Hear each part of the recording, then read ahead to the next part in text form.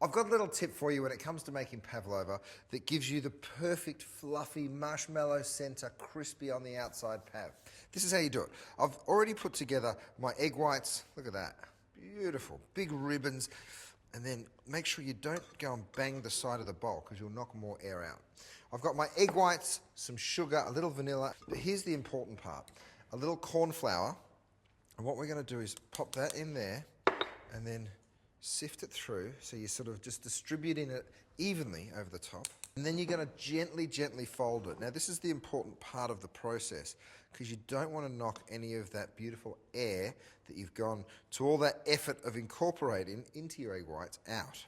So once you've incorporated that corn flour through your meringue, the next thing that we're going to do is shape our pavlova. So I've got a little trick for that as well. Take a baking sheet and a piece of parchment paper, get yourself a marker pen and just go around the outside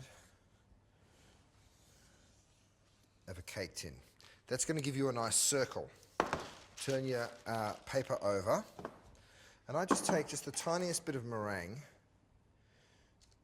and make sure that I stick down all four corners of my paper. The reason for doing this is because you're going to probably put it in a fan-forced oven and you don't want that paper to flap up and hit the side of your meringue. So stick it all down, and then once you've done that, you literally are going to get a beautiful shape to your pav because you're going to be able to keep it within sort of the confines of that circle.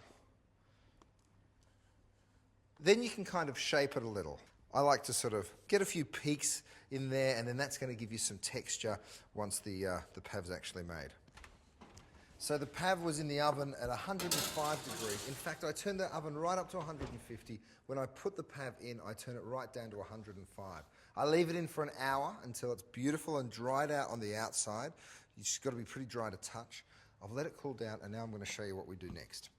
What you want to do is get it off the paper first and foremost. So you can just peel that paper off, and you can see how you can sort of move that around. You can get your hand underneath there and just kind of peel the paper back just like that. Over the cake dish or the plate that I'm going to put it on, just in case it cracks and falls, like that. You can just scooch your paper out.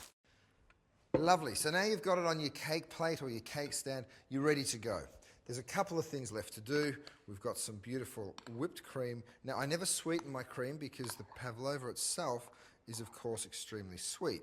The fruit, you want to have a little bit of tartness to it, so I've got that beautiful natural flavour of the strawberries.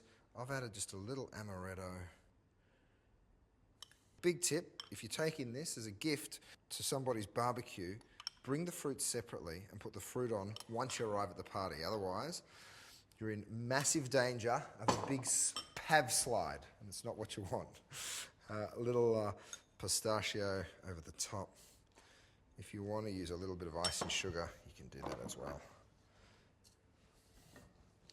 What a pavlova. Take that, Auntie Marge.